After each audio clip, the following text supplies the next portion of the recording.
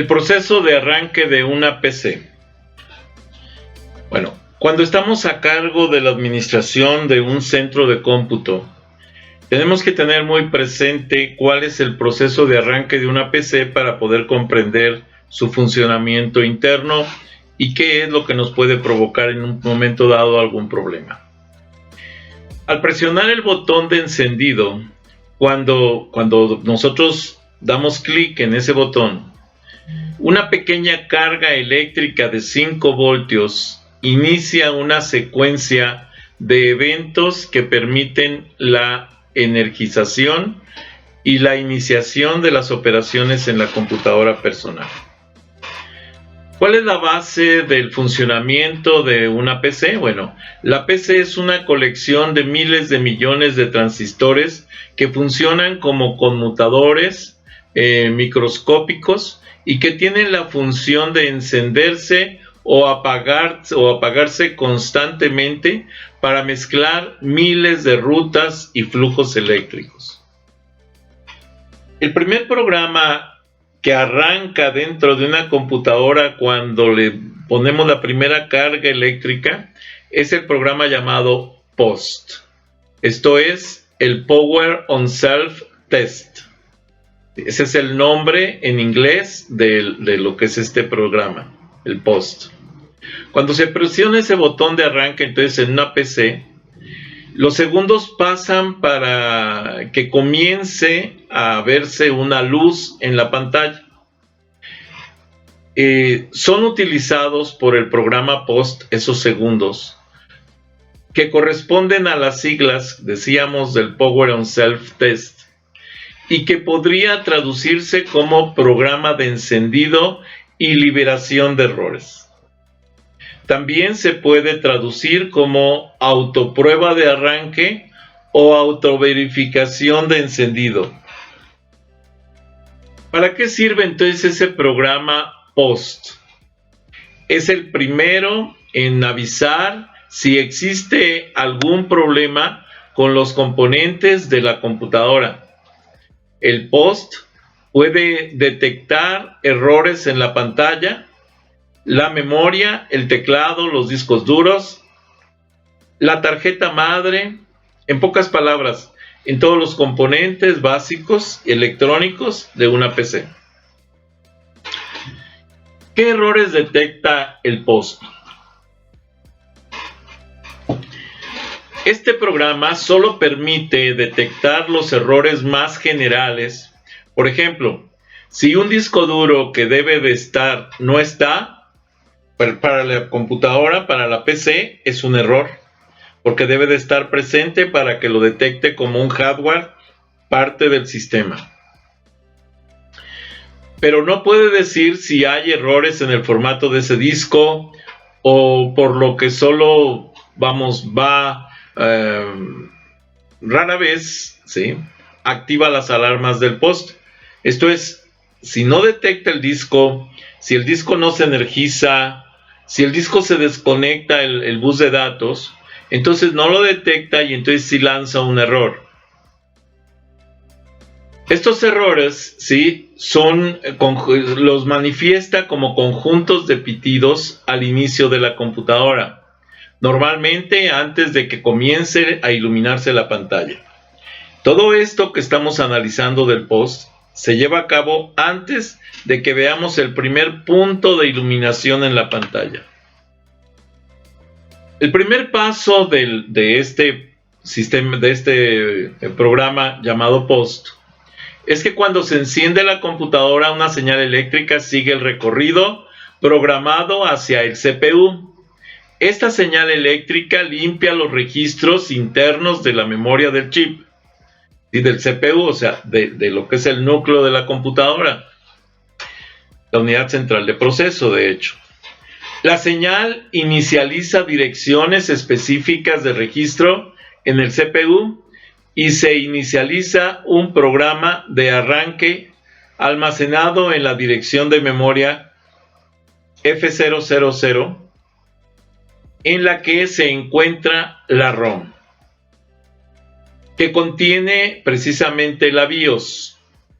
Ese BIOS que significa Basic Input Output System o sistema básico de entrada y salida. El segundo paso del POST, ¿sí?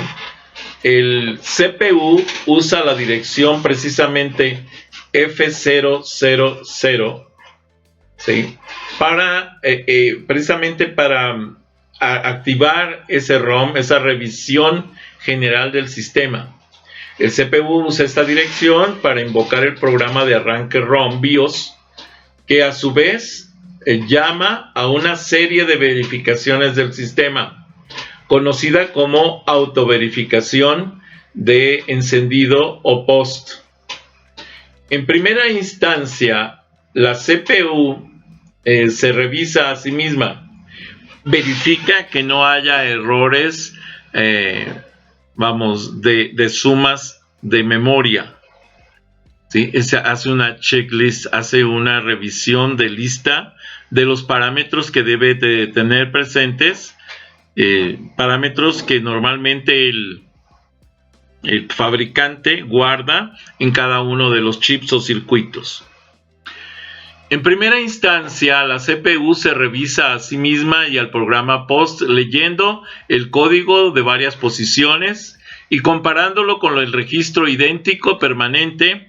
En este proceso se le conoce como checksum o suma de chequeo o verificación. El tercer paso del POST, la CPU envía una señal al bus del sistema, circuito que conecta todos los componentes entre sí para asegurarse de que todos están funcionando bien. Todo esto mediante un checksum, ¿sí? O suma de chequeo o verificación de los fabricantes, que los fabricantes ponen de manera permanente en cada componente de la PC. El cuarto paso es la revisión del código del BIOS y verificación del temporizador del sistema, que es el responsable de que las operaciones de la computadora personal funcionen de manera ordenada y sincronizada. Debemos aclarar lo siguiente: cuando yo tengo un componente electrónico en su interior, ese componente normalmente tiene compuertas lógicas, pero las compuertas, si están apagadas, tienen un valor; si están encendidas, tienen un valor. Si están normalmente apagadas, obviamente van a estar en ceros; si están normalmente encendidas, van a estar en unos, o unas van a estar en ceros y otros en unos. Entonces, eso lo que hace el fabricante es que hace una lista de cotejo, sumando todas las compuertas que tiene y los valores que tiene asignado cada uno de ellos, para indicarle a la computadora cuánto debe de sumar ese chip, ese componente electrónico que permite que podamos tomar diferentes transistores o compuertas lógicas para desviar la energía de un lugar a otro. Bueno, esa suma, esos valores que toman las compuertas lógicos, que pueden ser ceros o unos, se suman, y el total de la suma se compara cuando se hace la revisión del checksum precisamente. Para el sexto paso, antes de esto, el quinto paso, porque me lo estaba brincando, se hace la verificación de memoria de la tarjeta de video o de la memoria de la tarjeta madre destinada al manejo del video. Verificación de la señal de video que controlan la pantalla. En este punto se puede ver algo que aparece por primera vez como luz en el monitor. Ese punto de iluminación, esa luz que aparece en el monitor por primera vez, es precisamente la señalización de que el POST está funcionando y que está por terminar. El sexto paso del POST es la verificación de los chips de la RAM. O sea, la memoria principal de la computadora es revisada exhaustivamente cada vez que se arranca el equipo de cómputo. El CPU manda a escribir datos en cada chip de la RAM y luego los lee y compara lo que lee con lo que envió a la RAM. Y se muestra en pantalla un conteo en la cantidad de memoria que se va verificando. Para el séptimo paso del POST, la verificación de que el teclado esté conectado apropiadamente y revisa también si se han presionado teclas. Entonces es importante porque aquí nos dice que yo puedo modificar el arranque si presiono algunas teclas. Para el octavo paso del POST, lo que hace la computadora personal es una verificación de las rutas específicas en el bus para checar todas las unidades del disco conectadas y esperar la respuesta de cada unidad del disco para verificar qué unidades están disponibles. Aquí verifica los discos duros, los discos flexibles, lo que tengamos conectado a la computadora, USBs, puertos serial, etcétera.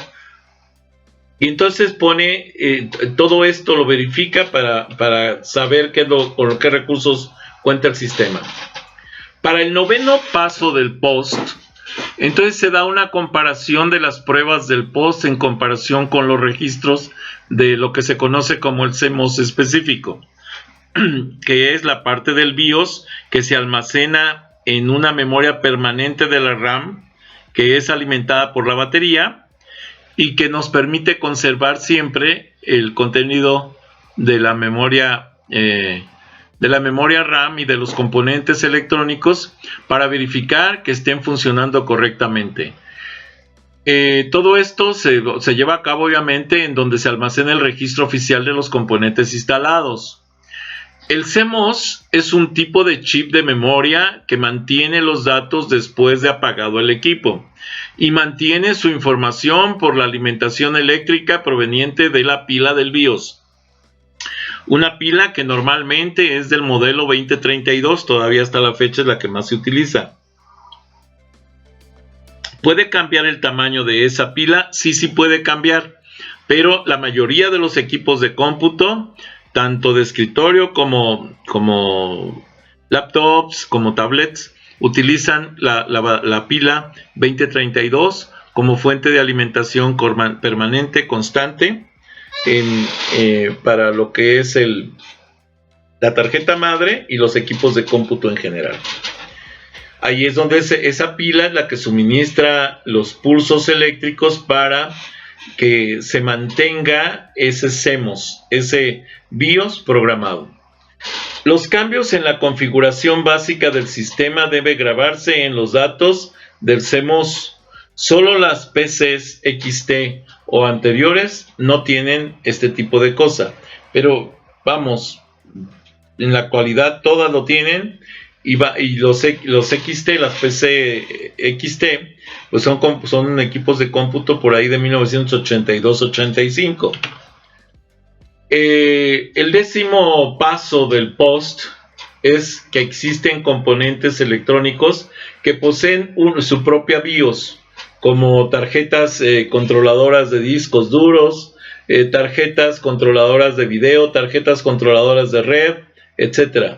Esos códigos de la BIOS y de los componentes de los componentes electrónicos se incorporan como parte del propio BIOS de la PC para verificación de los mismos. A partir de este momento la PC está lista para cargar el sistema operativo del disco. Todavía no arranca, apenas hizo la revisión en estos 10 pasos. El arranque del disco del sistema operativo en una PC. El sistema operativo es el software que permite que la PC use otro software. Antes más bien de que el sistema operativo pueda funcionar, debe cargarse de alguna manera a la memoria RAM y permanecer ahí cierta parte operativa del sistema operativo. De hecho, el sistema operativo funciona porque se carga automáticamente a memoria principal, si no, no funcionaría como software de control general. Los primeros archivos que se cargan del sistema operativo en los sistemas operativos más o menos modernos, aunque ya son algo atrasados, es el IOSys, el MS2Sys para Microsoft, el IBM-bio.com para IBM, para las computadoras IBM o compatibles, Y además se carga un controlador de discos duros grandes llamado DRV-SPAS, que permite configurar discos duros grandes como si fueran esclavos o maestros y esclavos. Y bueno, eso es parte de lo que se configura cuando se va a arrancar el sistema operativo. Y el intérprete de comandos del sistema, ¿sí?, que está incluido en el sistema y es el command.com, que precisamente nos da la pauta para que podamos nosotros revisar o arrancar el sistema operativo ya con todos los componentes que requerimos. Y el command.com nos arranca no solo los comandos internos ni no solo los comandos externos del sistema, sino el intérprete de los mismos y las interfaces de usuario. Son los componentes del command.com. Y siempre y cuando esté activo el IPL del disco para el arranque del sistema. IPL, que significa Initial Program Line, y que es un programa que se aloja en el sector sector 0, el sector básico del disco duro, el MBR, el Master Boot Record. Ahí se aloja ese sistema, y bueno, es ahí precisamente donde se da ya el arranque del sistema como tal. Así, para la estructura básica del almacenamiento de sistemas operativos en el disco duro, sistemas operativos, voy a poner aquí el ejemplo de los sistemas operativos tipo Microsoft. Vamos a tener el directorio raíz, el FAT1, el FAT2, el Boot Master Boot Record, Boot Master Record se conoce, y dentro del Boot Master Record se encuentra el programa inicial o de inicialización para la carga del sistema operativo, y es el IPL.